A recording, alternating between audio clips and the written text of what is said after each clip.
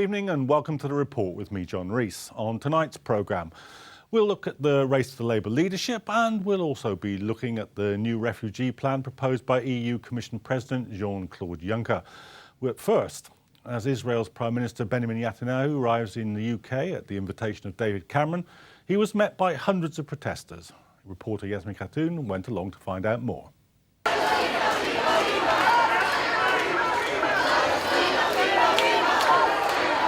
Designed to put down Arab, Christian, Jewish and other Palestinian people. Following a petition which holds over 100,000 signatories, hundreds have come out here today in front of 10 Downing Street to show their dismay at the arrival of Israeli Prime Minister Benjamin Netanyahu for his two-day visit to the UK. I'm thinking of children that are fighting back home. A lot of them are imprisoned nowadays. A lot of children under 12 are imprisoned just because they've thrown stones at bulldozers that are taking away their homes. And I think if they're being punished for these crimes just for defending their homes, and there's this man who's coming and he's killing people and he's stealing their homes, and he's not being punished, and he's the adult and they're the children, and there seems to be some kind of injustice about that. What do you think we hope to achieve by coming out here to protest? Well, I would hope to alert Cameron's attention a little bit to what's going on. I mean, I don't know what his intentions are, but I know Cameron... You seem very emotional. Well, of course I'm emotional. You know, there's lots of... Although I don't live there, this is where I come from. And whether it's there or anywhere else, I just think behaving like that with other people is wrong anywhere in the world. Killing people for no reason and just taking over their land is just inhumane. We're here representing over 100,000 people that signed a petition saying that Netanyahu is not welcome in the UK. Over 100,000 people signed it and the government essentially dismissed it. We're here representing that 100,000 people, plus another 100,000 people that were up here on the streets of London this time last year against the brutality of the guy who's in there right now, released onto a closed prison, which is Gaza. We're here trying to highlight the fact that we're trying to uphold international law. We don't want double standards. Netanyahu has been invited by our Prime Minister. Netanyahu is breaking international law one after another. We're here to uphold international law, to uphold justice, and to say to the Palestinians they have not forgotten, they will never be forgotten until Palestine is free. The petition called for Netanyahu to be arrested for war crimes, and the same chants echoed in this protest outside Downing Street. Protesters angry at the loss of civilian Palestinian life and the illegal occupation of Palestinian land.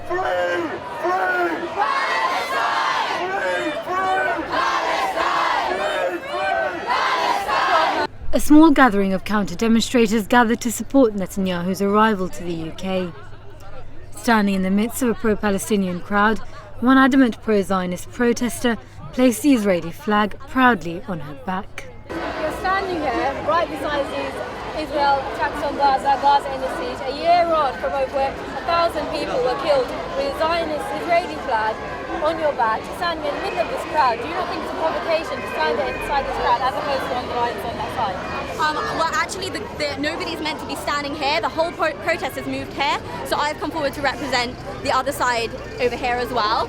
And also, I believe that your accusations are, although they are correct, you're taking them out of context. Palestine and Gaza as a whole have told me they're here following some of the attacks that have taken place over the years. I've seen those attacks. Most of the banners here say Gaza, end the siege. They're of course related. Of course they do. Of course they do. But there are two sides to the story. There have been attacks in Israel. I've actually spent the past year in Israel. I was there last year during the war. I was under rocket fire, and I saw that yes, the Israeli response.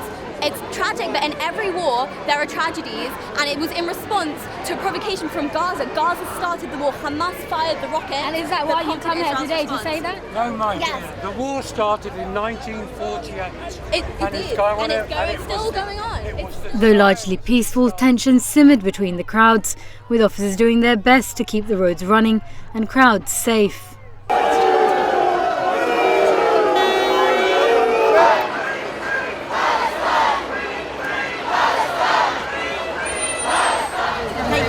They call us self-hating Jews, the Jews that disagree with them. I think it's more important because obviously I feel proud to be a Jew when they do good things ashamed about this, that they're repeating the same tactics as the Nazis. Not the gas chambers, but apart from that, the same stuff. Murdering people, demolishing villages. Just shocking. Thank you. Shamed. Shame on you! Shame on you! Shame on you! Shame on you! Scenes here are ones of resilience, with the resistance not looking like it's dying down. Yasmin Khatun, the report. Well, to discuss that visit, I'm joined in the studio by Hugh Lanning, who's chair of the Palestine Solidarity Campaign, and on the line by Paul Usiskin, who's a writer and broadcaster on the Middle East. Paul, Hugh, welcome to the programme. Hugh, these diplomatic visits, the government goes ahead with them regardless. What impact do you think that the protests can have on it? Well, first of all, I can correct you. I think there's probably thousands, not hundreds, who are there today. I think partly we're on the news. It brings attention to the issues that we wanted to raise, which is that it's not just a normal state visit. Israel is accused of major war crimes. And for us to just put out the red carpet and say it's a normal visit is wrong. Britain should be pursuing the charges and investigating them. What we're really doing is saying there's a big arms conference going over here. Benjamin, come over, sell your arms, do your trade, and we'll support you in your war crimes going forward. And I think the British public don't want that. And of course, it wasn't just the protests. There was a very, very well-supported petition that's been going around, isn't there? Yeah, there's been, huge activity. There was a petition of over 100,000 calling for a debate. There's been further activity about the arms trade, calling for the end of the arms trade. And actually, the general election, Palestine was a determining issue in lots of areas. And we got tens of thousands of letters and responses from candidates and so on. So this is a live issue that's not going to go away. Paul, thanks for coming on the line. In terms of the Israeli government, what do they think they can get out of a visit like this? I mean, we know that they think that London's an important kind of opinion-forming place over the Palestinian issue. Is Netanyahu trying to influence that debate? I think at this stage in his career, Mr. Netanyahu would like to think he's got influence anywhere. And I think currently his influence is waning, despite what he might think himself. I don't think, sadly, he'll take any notice of the protests, and I think it's important that the PSC get the numbers clearly out there so people know exactly what the numbers of the protests were. Unfortunately, again, I ran demonstrations against the presence of Ariel Sharon at 10 Downing Street. All that effectively did was to force him to have his car take a different route to avoid being seen at the protest. And people like Netanyahu, and admittedly there aren't that many like him in Israel, feel that they can waltz around the international stage, gaining all sorts of support. Currently, that isn't working, as can be seen from the failure of his opposition to the Iran deal. As to the issue of Palestine, there is huge public interest and support for the Palestinian cause in this country. But I'm afraid it doesn't impact on Netanyahu or his government. Hugh, do you think that's the case? I mean, after all, we had that report to the Israeli government a couple of years ago, which said, "Look, we're losing a propaganda war here," and particularly talked about London as a centre for that. So, I mean, okay, Paul's right; they aren't going to change the route of the limo, but not quite the same as paying no attention. I think that's right. We're quite pleased we've been elevated to being a strategic threat as the boycott campaign to Israel. And they have lost the public opinion war. And I think if we can keep the pressure up on arms trade, there's real legitimate questions about whether we should buy and sell arms from Israel, about how they should be used within the law of this country. The ICC is going to investigate the crimes in Gaza last year, we hope, and push that forward and make sure. And I think public opinion, you can see that on G4S, on Veolia, on HP, on big companies who are now getting really concerned about their relationships with Israel, so that if you can build the protests, it's not just one-off, it's the accumulative impact. And we saw last year there was hundreds of thousands of people out on the streets over Gaza, and those people are carrying on being involved, young people, new people to the cause. And our task is to harness that so that global opinion makes governments act. And actually, we're outside the House of Parliament as well today, and our feeling is that there's probably more MPs inside Parliament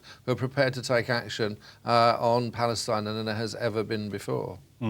So With Israel's increasing isolation, how do you think that will affect the kind of ability of the Israeli state to do what it does with the Palestinians? Or do you think its diplomatic isolation won't have an effect, in fact may have a counter effect in the sense that they kind of dig in?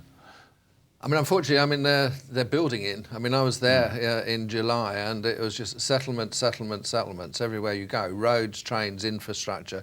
I mean, they are trying to build the Palestinians out of existence and occupy and colonise the occupied territories. And there is a real risk, I think, if the world doesn't stop feeding money and resources into Israel to enable that to go on, that they will literally obliterate the sort of the physical reality of Palestine. So actually the word at the moment, the feel is they're entrenching, and you can see that with the settler violence as well, which they're standing back from, although there's a few words being said about the most recent atrocity.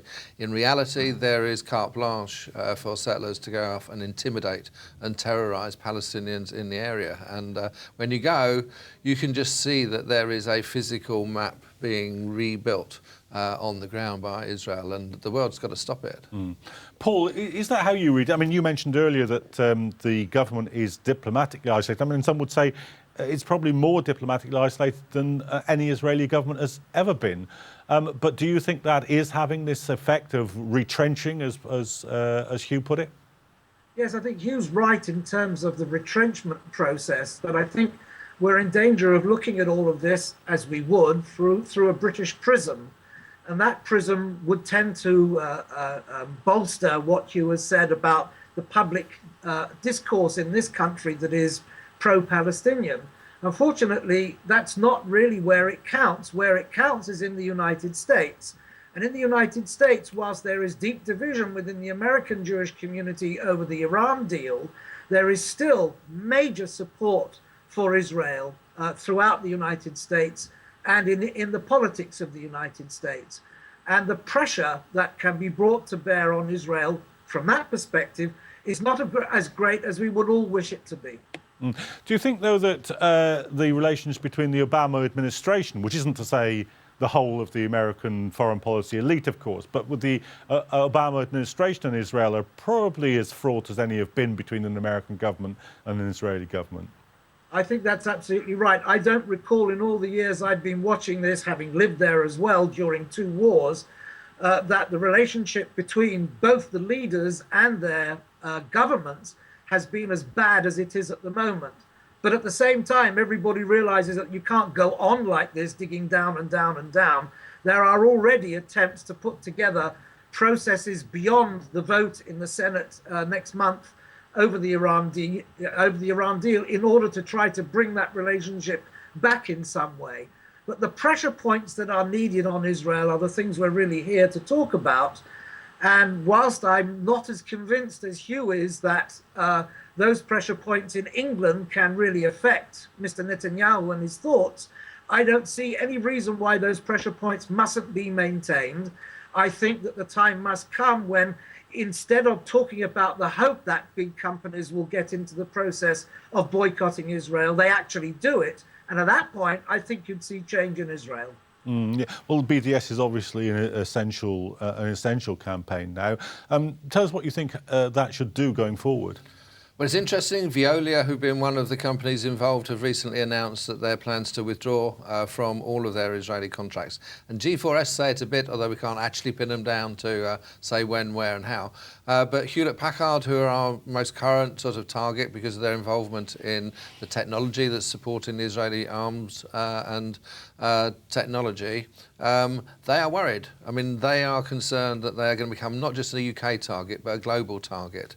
And that's where their worry comes. And I think that's where you can spread a name and put it like Barclays and other things were into the public domain, where people think there's something wrong with that company.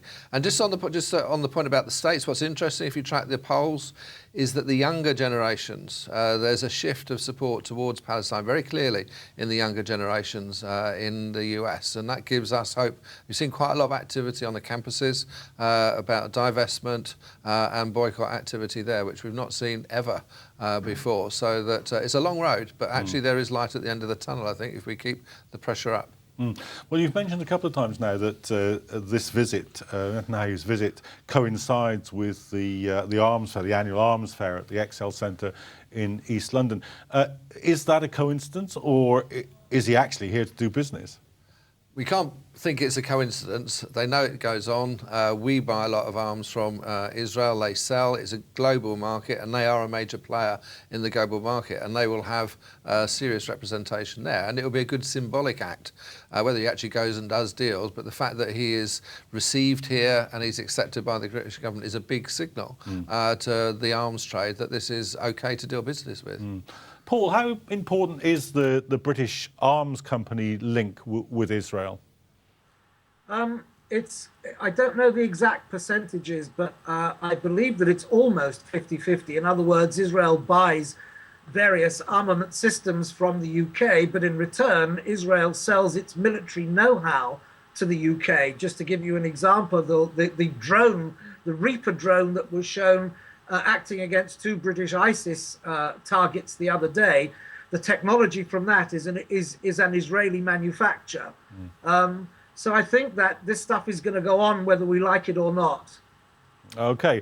Paul Usiskin on the line, and Hugh Lanning here in the studio. Thank you very much. That's all we've got time for in this part of the show, though. But after the break, we'll be looking at the latest EU plans on the redistribution of refugees across the continent. That's after the break.